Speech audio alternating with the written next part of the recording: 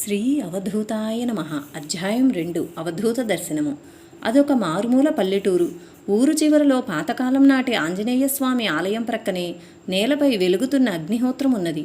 దాని ప్రక్కనే చిన్న ఈతాకు చాప మీద స్వామి కూర్చొని ఉన్నారు. చూడటానికి 70 లేక 80 సంవత్సరాల వయసు గల వృద్ధులుగా ఉన్నారు. ఎంతో కష్టం మీద కానీ లేవలేని వారి వలె కనిపించారు. గుండుతల, ఎక్కడో లోతుగా చూస్తూ చిత్రంగా వెలిగే కళ్ళు, కదలాడే బోసినోరు, ఉండి ఉండి మూలుగుతున్నట్లు అస్పష్టంగా ఆ నోటి నుండి వెలువడే మాటలు. అప్పుడప్పుడు ఆయన తన గుండును మూతిని చేత్తో వ్రాసుకుంటున్నారు. ఎండనక వాననక వెలిగే ధునిసెగకు కాబోలు కాగి కాగి రాగి కాగులా తయారైంది ఆయన శరీర ఛాయ. వారి మొలకొక గోచి మాత్రం ఉన్నది. కొంచెం దూరాన ఒక కుటీరంలో ఒకరిద్దరు సేవకులు పనిచేసుకుంటున్నారు. ఆయన ప్రక్కనే నేలబారుగా చిన్న చక్రాలు గల చెక్కతో చేసిన తోపుడు బండి ఉన్నది. వారు నీరు త్రాగడానికి కాబోలు పక్కనే తాటియాకతో చేసిన దొన్నెలాంటిది ఒకటి ఉన్నది. ఆయనతో పాటు ఎప్పుడూ 4 వ్యక్తులు తోడుగా ఉంటారని, వారు రాత్రంతా ఆయనతో పాటే మేల్కొనవలసిందేనని, ఆయన తనను ఎప్పుడు ఎక్కడికి తీసుకువెళ్ళమంటే అక్కడకు వాళ్ళు ఆయన్ను తీసుకువెళ్తారని చిరంజీవి రామకృష్ణారెడ్డి చెప్పాడు. అప్పుడు ఆయన ఒక వెదురు కర్రకు ఊయలతో కట్టిన గోనె పట్టాలో పడుకోబెట్టి ఆయన ఆగమన్నదాకా ఆగకుండా ఆయన చెప్పిన దిక్కుకే వారు మోసుకు వెళుతుంటారని కూడా చెప్పాడు. వారెక్కడున్నా పక్కనే అతి దగ్గరలో అగ్ని అలానే వెలుగుతుందట. ఒక పాత చాప, ఒక పాత గుడ్డల మూట, 2 పాత దిళ్ళు, 1-2 అల్యూమినియం పాత్రలు తప్ప వారి వద్ద ఇంకేమీ లేవు. స్వామి అమిత నిరాడంబరులు. నేను మొదటిసారి స్వామిని దర్శించినప్పుడు చూసిన దృశ్యం ఇది. ఆ రోజుల్లో స్వామి దర్శనానికి ఎక్కువ మంది వచ్చేవారు కాదు. చదువుకున్నవారు అసలే లేరని చెప్పవచ్చు. పశువులు కనిపించలేదని, జబ్బు పడ్డాయని వాటిని గురించి ప్రశ్న చెప్పించుకోవడానికి కొందరు మాత్రం వచ్చిపోతుండేవారు. శ్రీ సాయిబాబా జీవిత చరిత్ర, శ్రీ గురుగీత పారాయణ చేయడం వలన మాత్రమే నాకు వారి దర్శనం లభించింది. వారి సాన్నిధ్యంలోని పవిత్రత, వారిలోని అవధూత లక్షణాలు చూచాక ఆ ప్రాంతం నుండి నా దగ్గరకొచ్చే వారందరికీ స్వామిని దర్శించమని చెబుతుండేవాణ్ణి. ప్రశ్నలు చెప్పుకునే ఆ పిచ్చాయన్ను దర్శించమని నేను చెప్పడం ఏమిటా అని మా సత్సంగంలో మేధావులు అనుకునే వారికి విడ్డూరంగా తోచేది కూడా. కానీ శ్రీసాయి అనుగ్రహంతో లభించిన దర్శనం వ్యర్థం ఎన్నటికీ కాదని చరిత్ర నిరూపించింది. అయితే ఇక్కడొక సూక్ష్మం ఉన్నది. ఎక్కువ మంది ప్రత్యేకంగా మహాత్ముల దర్శనం లభించాలని మాత్రమే సాయిబాబా జీవిత చరిత్ర మొదలైన గ్రంథాలు పారాయణం చేయకుండటం మంచిది. మనస్సు మొదట ఆ సద్గురుని మీద స్థిరంగా నిలిచి ఎప్పుడు ఆయనే గుర్తొస్తుండేలా సాయిబాబా జీవిత చరిత్ర చదువుతూ ఉండాలి. అప్పుడు సకాలంలో, అంటే మన ఆత్మవికాసానికి నిజంగా అవసరమైనప్పుడు తగిన మహాత్ముల దర్శనం అదే కలుగుతుంది. అప్పుడే చక్కని ప్రయోజనం నెరవేరుతుంది. నిజంగా శరీరానికి అవసరమైనప్పుడు మాత్రమే నీరు ఆహారం తీసుకుంటుంటే ఆకలి దప్పులు సవ్యంగా ఉండి ఆరోగ్యాన్ని పుష్టిని ఇస్తాయి. కేవలం పక్కవారు వాటిని సేవించడం చూచి జిహ్వా చాపల్యం వల్లనో లేక అదొక సభ్యత గొప్ప అన్న భావనతోనో వాటిని సేవిస్తే జీర్ణకోశం చెడిపోతుంది. అలాగే ఇదీను సాయిబాబా జీవిత చరిత్ర పారాయణ అట్టి నిజమైన ఆకలిని కలిగిస్తుంది. అంతేకాదు సరి అయిన ఆధ్యాత్మ పోషణ కూడా అందిస్తుంది. ఆ పారాయణ చెయ్యకుంటే, దానితో పాటు ఇట్టి జాగ్రత్తలు తీసుకోకుంటే అదొక బలహీనతగా మారి సాధువేషం ధరించిన ప్రతివారిని పిచ్చిగా నమ్మి పక్కదారి పడతాము. జిహ్వా చాపల్యంలోనైతే యుక్తాయుక్త విచక్షణ లేకుండా కనిపించినదల్లా తినాలనిపించినట్లు. ఇక అలనాడు అలా అతి నిరాడంబరంగా దర్శనమిచ్చిన ఆ స్వామి రూపం మాటున ఎంత ఆధ్యాత్మిక సంపద దాగి ఉన్నదో కాలాంతరంలో స్పష్టమైంది. నెల్లూరు జిల్లా ఆత్మకూరు తాలూకాలోని నాగుల వెల్లటూరులో సోంపల్లి పెంచలయ్య, పిచ్చమ్మ అను దంపతులుండేవారు. వారి ప్రథమ సంతానమే శ్రీ వెంకయ్య స్వామి. ఆయన జనన తేదీ మాత్రం స్పష్టంగా తెలియడం లేదు. పెద్ద గాలివాన నాటికి వీరికి సుమారు 30 సంవత్సరాలుంటాయట. మరొక భక్తుడు చెప్పిన దానిని బట్టి ధాతనామ సంవత్సరంలోని కరువు నాటికి స్వామి వారికి 13 ఏండ్లట. వెంకయ్య చిన్నప్పుడు కొద్ది కాలం తక్కిన పిల్లల్లాగే రాత్రిపూట ఒకరి వద్దకెళ్ళి చదువుకునేవాడు. అప్పుడప్పుడు అతడు చెప్పే మాటలు సాటివారికి అంతుపట్టేవి కావు. ఆడుకోవడానికి పిలిచిన సాటి పిల్లలతో నేను దొంగతనం చేసి వచ్చాను, పోలీసులు వచ్చి నన్ను పట్టుకుంటారు, నాతో ఉంటే మిమ్మల్ని కూడా పట్టుకుంటారు, పోండి అనేవాడు. అలా అందరినీ తరిమివేసి ఒక్కరే తలుపు చాటును కూర్చునేవాడు. యుక్త వయసులో అందరిలాగే అన్ని పనులు చేసుకునేవాడు. కట్టెలు కొట్టి బండిలో తీసుకెళ్లి నెల్లూరులో అమ్ముకొచ్చేవాడు. ఆకులతో దొన్నెలు చేసి అమ్మేవాడు. పొలం పనులకు వెళ్ళినా, కూలీకి వెళ్ళినా ఎంతో కష్టపడి పనిచేసేవాడు. అలా సంపాదించిన గింజలు ఇంట్లో ఇచ్చేసేవాడు. అతడు దున్నిన చోట నాగటి చాలుల్లో ఒకవైపు కోడిగ్రుడ్డు పెట్టి మరొక వైపు నుండి చూస్తే కనిపించేటంత చక్కగా ఉండేదట. అతడొక్కడే 2 మనుషుల పని చేసేవాడు. ఎంత చిన్న పనైనా చాలా శ్రద్ధగా చేసేవాడు. సాయిబాబా కూడా తామొకప్పుడు గుడ్డలు నేసామని వారి సాటి మరొకడు రోజుకు 50 రూపాయలు, ఇంకొకడు 100 రూపాయలు, మరొకడు 150 రూపాయలు విలువ చేసే గుడ్డలు నేస్తే తామొక్కరే 600 రూపాయలు విలువ చేసే గుడ్డలు నేసి తమ యజమాని మన్ననలు పొందామని చెప్పారు. దీనినే పెద్దలు ఇంట గెలిచి రచ్చగెలవడమన్నారు. అవధూతలైన చివటమమ్మ, మాలపిచ్చమ్మగారులు కూడా ఇలానే చేసేవారు. వారందరిలాగే వెంకయ్యకు కూడా అబద్ధమాడటం అంటే గిట్టేది కాదు. పక్కవారి కష్టాన్ని చూస్తూ ఊరుకోలేడు. ఒకరోజు బిచ్చగాడొస్తే స్వామి తల్లి పిచ్చమ్మ ఇంట్లో గింజలు లేవు పొమ్మన్నది. కానీ వెంకయ్య అరగంట ఆగి వచ్చావంటే పాతర నుండి గింజలు తీసిస్తారు, అప్పుడొచ్చి పెట్టించుకో అని చెప్పి తర్వాత గింజలు పెట్టి మరీ అతన్ని పంపించారు. గడ్డి కోసుకొచ్చి ఆకలిగొన్న పశువులకు పెట్టేవాడు. చిన్నప్పటి నుండి వెంకయ్య ఉత్తమ సంస్కారవంతుడు. తన చెల్లెల్ని అమ్మాయి అని పిలిచేవాడే గాని ఏకవచన ప్రయోగం ఎన్నడూ చేసేవాడు కాదు. సాటి పిల్లలతో పాటు చెల్లెలు కూడా తనను పేరు పెట్టి పిలిస్తే అలా కాదు అన్నా అని పిలవాలి అని అనునయంగా చెప్పేవాడు. సాటి పిల్లలందరికీ అతనే నాయకుడు. ఇలా వెంకయ్యకు 20వ సంవత్సరం వచ్చింది. ఒకసారి తీవ్రమైన జ్వరంతో వారం రోజుల పైగా అన్నం తినకుండా మంచంలో ఉన్నాడు. ఒకరోజు తల్లిదండ్రులతో మన ఇళ్ళు వేలం వేయబోతున్నారు, మీరెక్కడుంటారు అన్నాడు వెంకయ్య. నిజానికి అలాంటి పరిస్థితి ఏమీ లేదు. అతనికి పైత్యం కమ్మిందని తలచి చికిత్సలు చేశారు. ఏమడిగినా ఆ అని తప్ప మరేమీ మాట్లాడేవాడు కాదు. చివరికి అతనికి దయ్యం పట్టిందని తలచి ఎన్నో కొత్త వైద్యాలు చేయించారు. 1 నెల తర్వాత చాకలి యోగం, జక్కల యోగం, మంగళ యోగం అని అరుస్తూ ఊరంతటా పరిగెత్తి 2-3 రోజులు ఏకాంతంగా గడిపి ఎప్పుడో తనకు తోచినప్పుడు ఇంటికి వచ్చేవాడు. ఒకప్పుడు ఇంట్లో కట్టివేస్తే అన్నమూ నీళ్లు అడగకుండా కూర్చోవడంతో అతన్ని స్వేచ్ఛగా వదిలేశారు. ఇలా 1 సంవత్సరం గడిచింది. గ్రామస్తులంతా అతన్ని పిచ్చంకయ్య అని వ్యవహరించనారంభించారు. ఈ దశలో జరిగిన ఒక సన్నివేశం గురించి ఒకప్పుడు స్వామి స్వయంగా నారాయణయ్య అనే సేవకునితో ఇలా చెప్పారు. నాకు 19-20 సంవత్సరాల వయస్సులో ఒకరోజు పాము నా కాలిపై కాటేసి పడగ విప్పి నా ఎదుట నిలిచింది. దానిని మళ్ళీ కర్రతో కొట్టబోయాను. కానీ అది కరిచేసింది కదా అని కొట్టి మాత్రం లాభం ఏమిటని ఆలోచించి ఇంటికి వచ్చేశాను. కానీ నాకు విషం ఎక్కలేదు. మామూలుగా భోజనం చేసి నిద్రపోయాను. తర్వాత 3 నెలల పాటు పెంచలకోనలో ఏకాంతంగా గడిపి తర్వాత నాగుల వెల్లటూరు వచ్చాడు వెంకయ్య. కానీ అప్పటి నుండి ఇంటికి రాకుండా చేలల్లోనూ దొడ్లల్లోనూ తిరుగుతూ ఎవరి దగ్గరంటే వారి దగ్గర అన్నం తినేవాడు. అతని వంటి మీదనున్న గుడ్డలు బాగా చినిగిపోయి ఉండేవి. అటు తర్వాత రాజపద్మాపురంలో తన చెల్లెలు మంగమ్మ గారింట భోజనం చేస్తూ చాలా కాలం ఆ ప్రాంతంలో తిరిగాడు. అందరూ అతన్ని పిచ్చంకయ్య అంటారే గాని అతడెవరిని తిట్టేవాడు కాదు, కొట్టేవాడు కాదు. ఆకలి వేసినప్పుడు పెట్టేవారి దగ్గర చేయి చాపి మిగిలిన సమయమంతా ఒంటరిగా తిరుగుతుండేవాడు. క్రమంగా సన్నిహితులు ఆయనలో పొడజూపుతున్న మహత్తులు చవిచూడసాగారు. మంగమ్మ ఒకరోజు తన బిడ్డకు జ్వరం తగ్గలేదని ఏడుస్తూ ఉంటే వెంకయ్య ఎందుకమ్మా ఏడుస్తావు, బిడ్డకు జ్వరం తగ్గిపోతుంది, భయం లేదు అని చెప్పి బిడ్డను చేతితో తాకాడు. 4వ రోజు కల్లా ఎట్టి వైద్యమూ లేకనే ఆ బిడ్డకు స్వస్థత చేకూరింది. పిచ్చి వెంకయ్య క్రమంగా వెంకయ్య స్వామిగా రూపొందుతున్నారు. ఆయనలో ఇట్టి మార్పు కలగడం గురించి భక్తులు 2 విధాలుగా చెప్పుకుంటారు. ఒకసారి అతడు పొలం దున్నుతూ ఎద్దు మొండికేసి సరిగా నడవకపోయేసరికి దానిని ఎంతో తీవ్రంగా కొట్టాడు. అది విలువిలా తన్నుకొని పడిపోయేసరికి తీవ్రమైన పరితాపం చెంది తీవ్ర వైరాగ్యంతో పెంచలకోన వెళ్ళాడని, అక్కడ ఒక గొప్ప మహాత్ముని దర్శనం వలన జ్ఞానోదయం అయిందని కొందరు చెబుతారు. కొందరు ఇంకోలా చెబుతారు. ఒకసారి ఎవరో సాధు పుంగవుడొచ్చి పాలు అడిగినప్పుడు వెంకయ్య ఆయనకు పాలు సమర్పించాడట.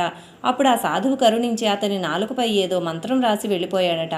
ఆ సాధువు షిరిడీ సాయినాథుడే అయి ఉండాలని సోదరులు మాకాని వెంకట్రావు గారు రాశారు. ఈ 2 మహాత్ముల జీవిత విధానాలకు, లీలలకు, బోధలకు గల సన్నిహితమైన పోలికను బట్టి ఇది నిజమే అయి ఉండవచ్చు. ఈ ప్రాంతంలో ఎరుగని ఇంకే మహాత్ముని గూర్చి ప్రస్తావించని వెంకయ్య స్వామి ముందు ముందు షిరిడీ సాయిబాబా గురించి మాత్రమే తమ అన్నగారని వ్యవహరించడాన్ని బట్టి ఈ వాదం బలీయమవుతుంది. చిత్రమేమిటంటే సాయిబాబా కూడా తమ శిష్యులను తమ్ముడా అని పిలిచేవారు. వెంకయ్య హృదయంలో జ్ఞానజ్యోతి వెలిగింది. అది గుర్తించక ఇంటిలోని వారు అతని పిచ్చి కుదరడానికి పెళ్లి ప్రయత్నం చేయబోతే ఇల్లు విడిచి పెంచలకోనకు వెళ్ళిపోయాడని కొందరు అంటారు. పెంచలకోనకు వెళ్ళి అక్కడ ఒక రాత్రి చీకట్లో దారి తెలియక వెంకయ్య అటు ఇటు తిరుగుతుంటే ఒక జంగం దేవర వచ్చి అతన్ని క్షణకాలంలో మనోవేగంతో దేవస్థానం వద్దకు తీసుకువెళ్ళాడట. తర్వాత అక్కడ అతడు ఒక బిలంలో ప్రవేశించి అక్కడ తపస్సు చేసుకుంటున్న మహనీయులందరినో దర్శించాడట. వారిలో కణ్వ మహర్షి కూడా ఉన్నారట. అక్కడ 101 మంది సాధువులను దర్శించి 3.5 రోజులు సేవించాడట. 4వ రోజుకు వెంకయ్య స్వామికి స్పృహ వచ్చేసరికి ఆయన మద్రాసు హైకోర్టు మెట్ల మీద ఉన్నాడట. ఈ వివరాలు స్వామిని కొంతకాలం సన్నిహితంగా సేవించిన సోదరులు మాకాని వెంకట్రావు గారు సేకరించి వ్రాశారు. సాధకుడు తాను ఆశ్రయించిన సద్గురువు యొక్క ఆదేశాన్ని అనుసరించి అనేక మంది మహాత్ములను దర్శించడం సాయి సాంప్రదాయము, దత్తాత్రేయ సాంప్రదాయం కూడానని ఉపోద్ఘాతంలో గమనించాము. అక్కడ వెంకయ్య స్వామి వేరుశనగ పప్పు మాత్రమే తింటూ కొంతకాలం నుండి ఊర్లు తిరుగుతూ దుత్తలూరు, నర్రవాడ గ్రామాల మీదుగా కోటితీర్థం, పెన్నబద్వేలు ప్రాంతం చేరారు. పై 2 కథల్లో ఏది నిజమైన సన్నిహితులైన భక్తులు చెప్పే వివరాలను బట్టి చూస్తే ఆయన ఒక సద్గురువు లభించి ఉండాలని, వారి అనుగ్రహంతోనే పిచ్చి వెంకయ్య స్వామిగా రూపొంది ఉండాలని తోస్తుంది. ఆయన సమాధి చెందే ముందటి రోజంతా సంపన్నత్వం, సాధారణత్వం, సద్గురు సేవ అని కేకలేశారు. అంటే అది వారి సాంప్రదాయం అన్నమాట. మానవాళికి ఆయన ఇచ్చిన చరమోపదేశం అదే. ఈ ఉపదేశాన్ని 2 విధాలుగా వివరించవచ్చు. మానవుడు మొదట దైవీ సంపదను సాధించాలి. అదే ఆయన చెప్పిన సంపన్నత్వం. దైవీ సంపద అంటే భగవద్గీత ఇలా చెబుతుంది: నిర్భయము, సాత్వికమైన చిత్తశుద్ధి, జ్ఞానయోగంలో స్థిరత, దానము, ఇంద్రియ నిగ్రహము, నిష్కామమైన యజ్ఞము, ఆత్మవిచారము మరియు గురువు వద్ద నేర్చిన ఆధ్యాత్మ సూత్రాలను మననం చేయడం, తపస్సు, రుజుతత్వము, అహింస, సత్యము, క్రోధం లేకుండుట, త్యాగము, శాంతి, కొండెములు చెప్పకుండుట, సర్వభూతముల ఎడ దయ, ఇంద్రియ విషయాలపై వ్యామోహం ఉండకుండుట, ధర్మవిరుద్ధమైన కార్యాల పట్ల లజ్జ, చాంచల్యం లేకుండుట, బ్రహ్మతేజస్సు, ద్వంద్వాల పట్ల సహనము, చెక్కుచెదరని ధైర్యము, శుచి, ద్రోహము మరియు గర్వము లేకుండుట, అది సాధించకుంటే సాధకులు చేసే యజ్ఞము, దానము, తపస్సు, కర్మలనే సాధనలు వారిలోని రజోగుణ, తమోగుణాలకు లోబడి విఫలమవుతాయని భగవద్గీత కూడా హెచ్చరిస్తుంది. స్వామి చెప్పిన 2వ పదం సాధారణత్వం. అంటే దైవీ సంపద సాధించాక సాధకుడందుకు గర్వించకూడదు. లోకం దృష్టిలో సంపన్నత్వం కావచ్చు కానీ అతనికి అది సాధారణం అవ్వాలి. అంటే అతడు లోకం దృష్టిలో అతి సాధారణంగా జీవించాలి. అయినప్పటికీ సద్గురువు నుండి అతడు నేర్చిన దానిని హృదయంలో నిరంతరము ధారణ చేస్తూనే ఉండాలి. అదే సాధారణత్వం. ఈ 2 సద్గురు సేవ వల్ల మాత్రమే సాధ్యమవుతాయని స్వామి బోధించారు.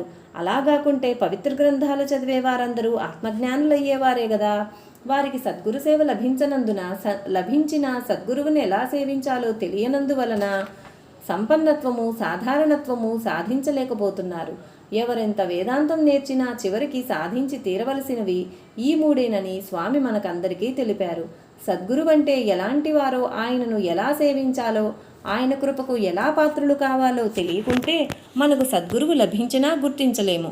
ఆయన బోధను మనస్సులో ధారణ చేయలేక మనలోని సంకుచితత్వాన్ని, మౌఢ్యాన్ని ధారణ చేస్తుంటాము. స్వామి కూడా పోయేవాళ్లను పోనిచ్చేదే కదయ్యా అని ఊరుకుంటారు. సద్గురువు ఎలా ఉంటాడో, ఆయన్ని ఎలా సేవించాలో తెలియనిదే నిజమైన కృప వెంకయ్య స్వామి నుండి కూడా పొందలేమని వారి చివరి ఉపదేశం మనల్ని హెచ్చరిస్తోంది. ఈ భావాన్నే శ్రీ షిరిడీ సాయిబాబా కూడా మహారాజయ్య కూడా పేదవానిలా జీవించేవాడే గొప్పవాడు అన్నారు. ఈ మాటలే స్థూలంగా మరో విధంగా కూడా అర్థం చేసుకోవాలి. మానవుడు త్రికరణ శుద్ధిగా ధర్మబద్ధంగా శ్రమించి సంపన్నుడవ్వాలి. తర్వాత దానిని దాన ధర్మాలకు వినియోగిస్తూ సామాన్యంగా జీవించాలి. అటువంటి వాడు ముముక్షువైతే సద్గురు సేవ సకాలంలో దానికై అదే లభిస్తుంది. పై చెప్పిన సాయి సూక్తిని కూడా స్థూలంగా ఇలానే అర్థం చేసుకోవాలి. స్వామికి నిశ్చయంగా ఒక గురువున్నారని తెలిపే మరొక సంఘటన ఉన్నది. ఒకప్పుడు దశయ్య అనే సేవకుడు, స్వామి మీకెవరో ఒక ఋషి కనబడి నాలుక మీద బీజాక్షరం రాశారని చెబుతున్నారు, నిజమేనా అన్నాడు. అప్పుడు స్వామి, మైసూరు మహారాజు త్రోవన పోతుంటే చూసినంత మాత్రాన మనకేం వస్తుంది, మనం చేసుకున్నదే కదా మనకు అన్నారు. ధర్మాచరణతో వినయ విధేయతలతో మహారాజును మెప్పించిన రాజకుమారునికే పట్టాభిషేకమై రాజ్యపదవి లభిస్తుంది గాని ఆ వేడుకంతా చూచి ఆనందించే వారికి ఏమీ ఒరగదు.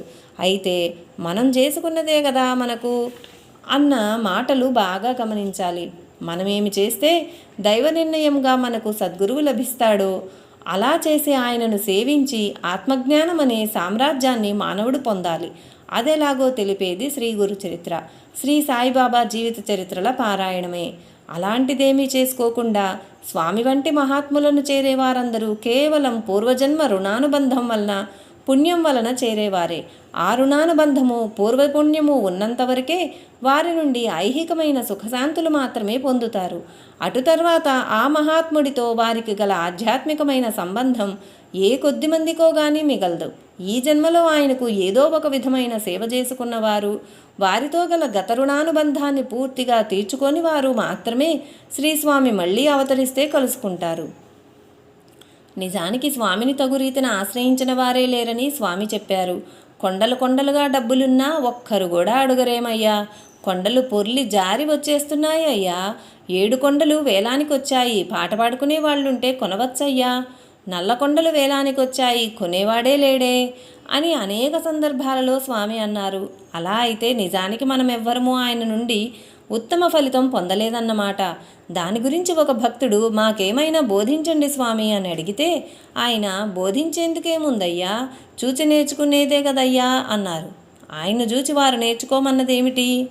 మొదటగా వారిలోని ఉత్తమ గుణాలను, పనిలో త్రికరణ శుద్ధి, సాటి జీవులపై ఆదరణ. 2 పూర్ణుడైన సద్గురువును ఆశ్రయించి సేవించడం ఎలాగో మహాత్ముల చరిత్ర నుండి తెలుసుకోవాలి. 3 దివ్యమైన రీతిన మనకు భగవంతుడు ఆదేశించిన సద్గురువును అంటిపెట్టుకోవాలి. 4 వారి అనుగ్రహంతో అనేక మంది పూర్ణపురుషులను అహోబిలంలో స్వామి దర్శించినట్లే దర్శించాలి. 5 వారందరి వద్ద సేకరించిన సత్యాలను మన సద్గురువు చెప్పిన దాంతో సమన్వయపరుచుకొని ఆయన ఆదేశించిన సాధన ఎక్కడ ఉండైనా చేసుకోవచ్చు. అందుకే ఒక భక్తుడు స్వామి నన్ను సాధన చేసుకుంటూ ఎక్కడ ఉండమంటారు అని అడిగినప్పుడు ఆయన ఒంటిదూలపు ఇల్లు వేసుకొని ఎక్కడైనా ఉండవచ్చు అని చెప్పారు. ఇవన్నీ మనకు స్వామి చేసి చూపినవే. ఇలాగాక భగవదాదేశంగా వారిని గురువుగా పొంది గురుసేవా విధానం తెలుసుకొని ఆ ప్రకారం ఆయనను ఎట్టి లౌకికమైన కోరికలు లేకనే కేవలం మోక్షేచ్ఛతో సేవించిన వారు మాత్రమే ముక్తి పొందే వరకు వారితో పాటు జన్మించి సేవిస్తూ ఉంటారు.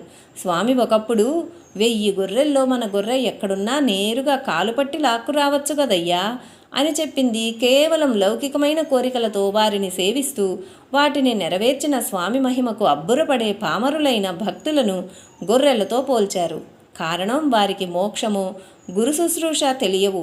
శైవ సాంప్రదాయ గ్రంథాలలో కూడా ముముక్షువులు గాని పామరజనాన్ని పశువులు అంటే ఆశ, రాగము, ద్వేషము మొదలైన పాశాల చేత బంధించబడి ప్రేరేపించబడి మాత్రమే అన్ని పనులు చేసేవారు అని భగవంతుణ్ణి పశుపతి అని అంటారు.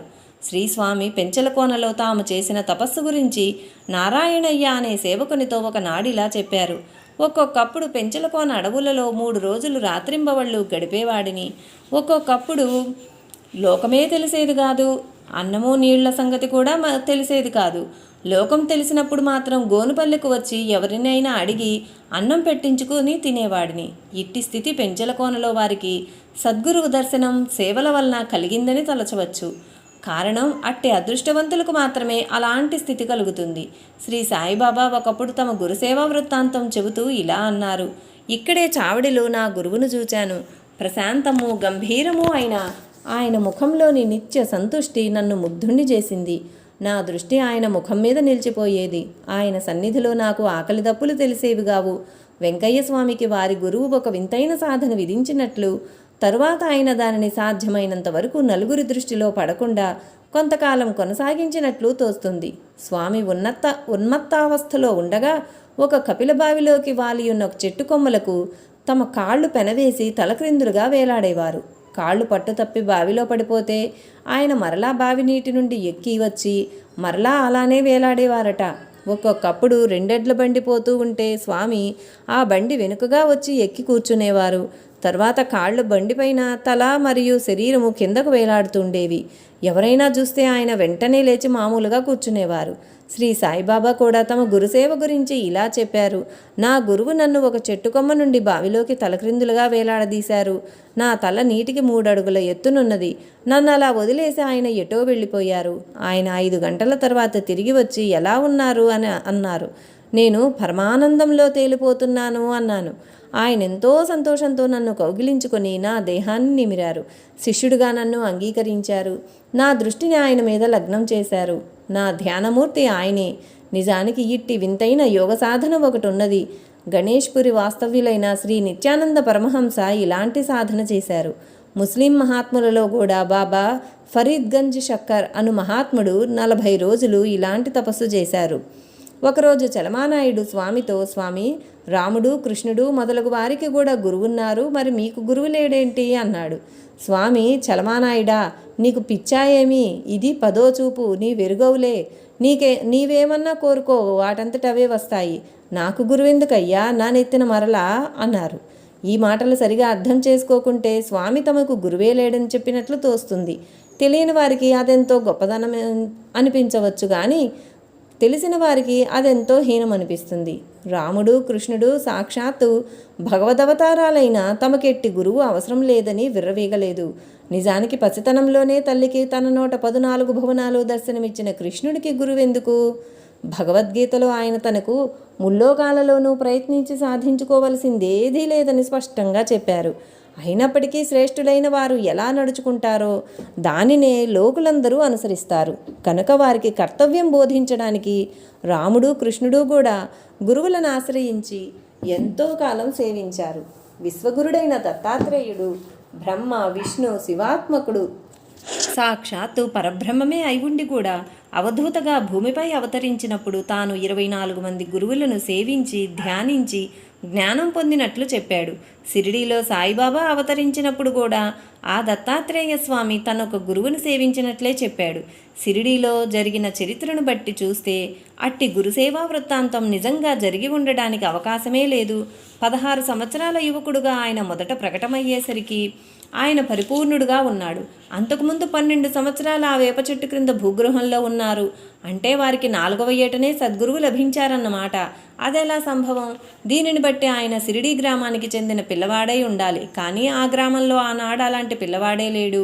ఆయన 16వ శతాబ్దానికి చెందిన హుమాయూన్ చక్రవర్తికి అక్బరును కొడుకుగా ప్రసాదించామని చెప్పారు. తామే కబీరునని కూడా చెప్పారు. తామే అక్కలకోట స్వామిని అన్నారు.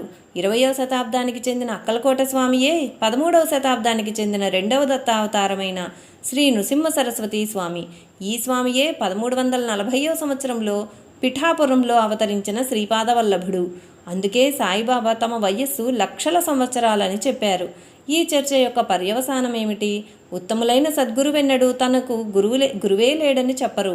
ఇలా చెప్పినవాడు ఆశ్రయించదగని నిషిద్ధ గురువని ఆధ్యాత్మ సాంప్రదాయం. కనుక శ్రీ వెంకయ్య స్వామి చెప్పిన ఈ మాటలను ప్రత్యేకంగా అర్థం చేసుకోవాలి. నా నుంచి నీకేమి కావాలో దానిని పొందు, అంతేగాని నాకు గురువున్నారో లేదో వారెవరో ఇవన్నీ నీకెందుకో అని వారి మాటలకు అర్థం. తామే ఇప్పుడు గురువనబడు స్థితిలో ఉన్నారు కదా, దానిని వినియోగించుకుంటే చాలునని వారి భావం. ఆయన మాది 10వ చూపు అన్నారు. ఒక ఆధ్యాత్మ సంప్రదాయం ప్రకారం సాధకునిలో షట్చక్రాలనబడే ఆయా యోగశక్తి కేంద్రాలేగాక భృకుటిలోని ఆజ్ఞాచక్రానికి, తలపై నుండే సహస్రారానికి మధ్య మరి 3 యోగ కేంద్రాలు ఉన్నాయి. ఈ 9 పైన 10వ చూపు అయిన సహస్రార చక్రం ఉంటుంది. దాని మధ్యనే గురుపాదాలు లేక గురుపదము లేక సద్గురు అనబడే ఆధ్యాత్మ స్థితి ఉంటాయి. మరొక ఆధ్యాత్మిక సాంప్రదాయం ప్రకారం మూలాధారం నుండి సహస్రారం వరకు 9 చక్రాలు, అటు తర్వాత సాధకుని కుడి రొమ్ములో అనుభవమయ్యే హృదయస్థానమైనదే 10వ చూపు. కొందరు మహాత్ముల వలె స్వామి చింతన కూడా నిరంతరము ధుని లేక నిరతాగ్ని హోమం కూడా వారికి ఒక గురువు ఉండి తీరాలన్న దానికి మరొక గుర్తు.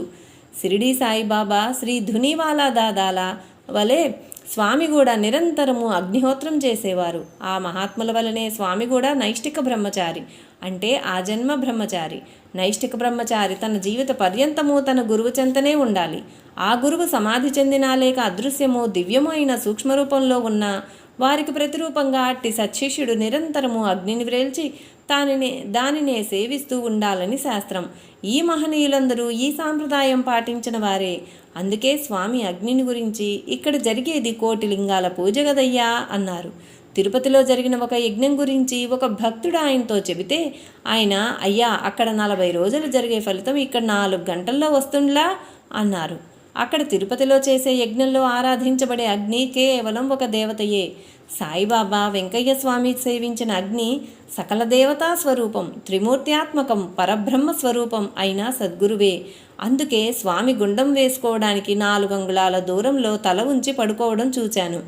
ఆ సెగకు మనమైతే ఓర్చుకోలేము అని స్వామి సేవకులు చెప్పారు. శ్రీ దత్తాయ గురవే నమః. లైక్ చేయండి, షేర్ చేయండి, సబ్స్క్రైబ్ చేయండి. కొత్తగా సబ్స్క్రైబ్ చేసుకున్న వారు పక్కనే ఉన్న బెల్ ఐకాన్ ప్రెస్ చేస్తే నా నోటిఫికేషన్స్ వెంటనే మీకు అందుతాయి.